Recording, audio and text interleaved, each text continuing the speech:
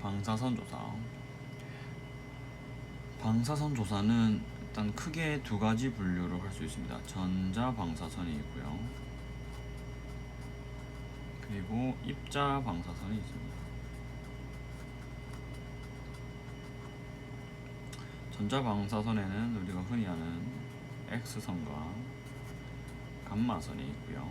그리고 입자 방사선에는 알파, 베타, 그리고 중성자, 양자선, 그리고 고속 전자선 등이 여기에 해당됩니다. 이 중에서 가장 경제적이고 실용화된 방사선 조사 방법은 바로 감마선 코발트 60선입니다. 이것은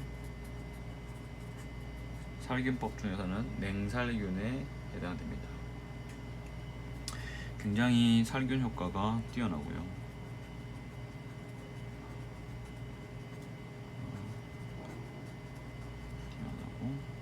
그리고 신선도가 잘 유지되고요. 신선도가 유지되거나 또는 숙성되는 것을 지연시키거나, 그리고 작은 보통 일반적으로 1kg의 저선량 조사로도 효과가 큰 것이 바로 장점입니다. 그래서 선량 조사량에 따라서 저선량, 중선량, 그리고 고선량 조사로 구분을 할 수가 있는데요. 그래서 이제 분류를 좀 보자면요.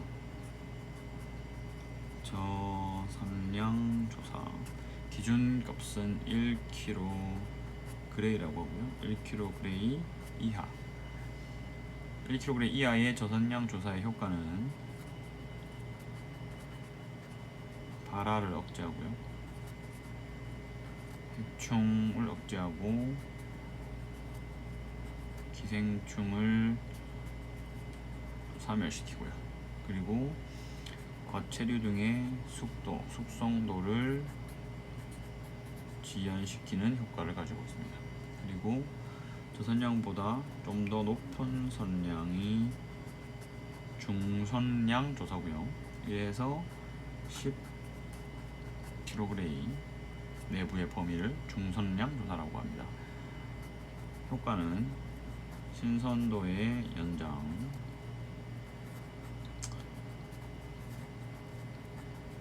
부패병원균의 살균 또는 식품 특성의 개선까지. 식품 특성의 개선은 과숙이나 또는 이제 발화하는 것들을 억제하거나 색깔이 변하는 것을 개선시키거나 하는 것들이 해당이 되겠고요. 그리고 고선량 조사가 있습니다. 고선량 조사는 10에서 50kg의 범위. 10에서 50kg의 범위의 고선량 조사는 살균을 넘어선 멸균의 개념이고요. 그리고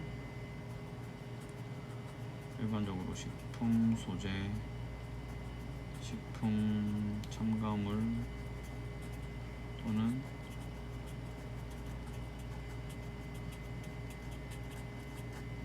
의료용 제품 등의 살균이나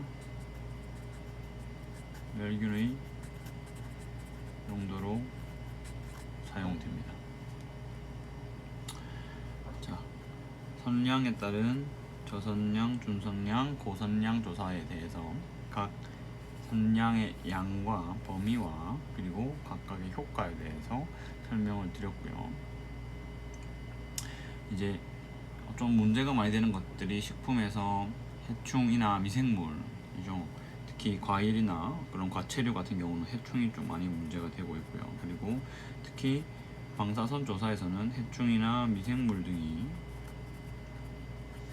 문제 타겟으로 되고 있습니다. 방사선 조사에 식품 조사에 대한 감수성. 그래서 즉 감수성이라고 하는 말은 어떤 것이 가장 방사선 조사에 예민한가를 것에 대한 내용이고요. 이제 해충 같은 경우는 저선량으로도 저희가 가능하고요. 그리고 해충 다음이 대장균군 포자를 형성하지 않는 균이라서 방사선 조사의 감소율이 좀 높은 편이고요. 그 다음은 무포자 형성균, 포자를 형성하지 않는 균이 그 다음이고요. 그리고 다음은 포자를 형성하는 균, 그 다음에 이제 아포 형성균, 그러니까 포자 형성하는데 영양세포 안에 포자를 만들 수 있는 내생 포자인 상태의 아포 형성균이 그 다음으로 감소율이 높고요. 그리고 그 다음은 유리포자, 즉 바깥으로 나온 포자를 의미하고 가장 제대로 방사선에 대한 감수성이 낮은 것은 바로 바이러스입니다. 그래서 가장 감수성이 높은 타겟은 바로 해충이고요.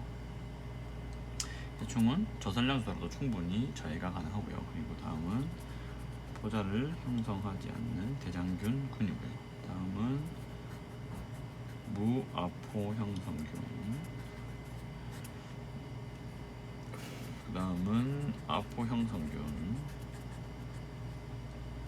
네, 그 아포 형성균은 잠깐 설명드렸지만 이제 영양세포 안에 포자를 만들 수 있는 내생 포자를 갖는 형태의 균을 아포 형성균 또는 아포라고 하고요. 그리고 그 포자들이 바깥으로 유리포자로 형태된 것이 바로 아포라고도 합니다.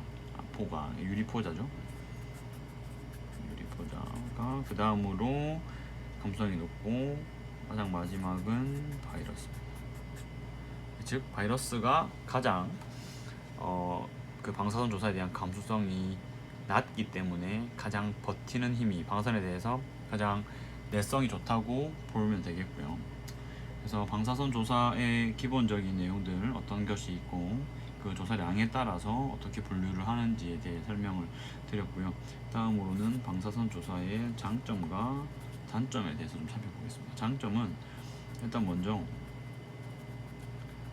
사멸 효과가 큽니다. 그리고 방사선 조사량을 조절이 가능하죠. 목적에 따라서 어떤 해충을 목적으로 하느냐 또는 뭐 멸균이나 살균의 목적을 두느냐 그런 것들에 따라서 방사선 조사량을 조절을 할 수가 있고요. 기타 가열 살균 기술에 비해서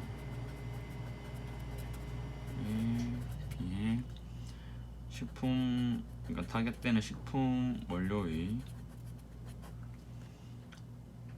전체적인 화학 변화가 굉장히 가장 적은 편입니다. 그리고 방사선이 투과되는 양은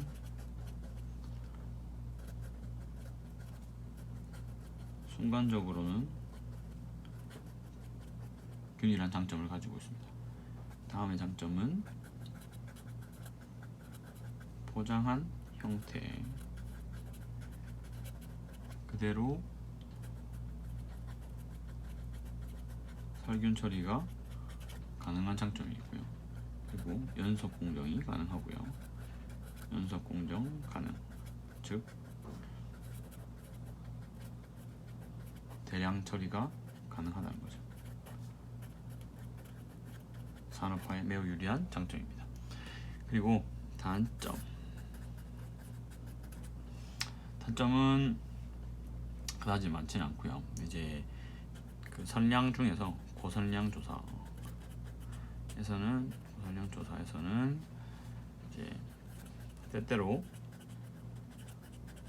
바람직하지 않은 관능적 변화가 유발되는 경우가 있고요. 단점은 모든 식품 원료에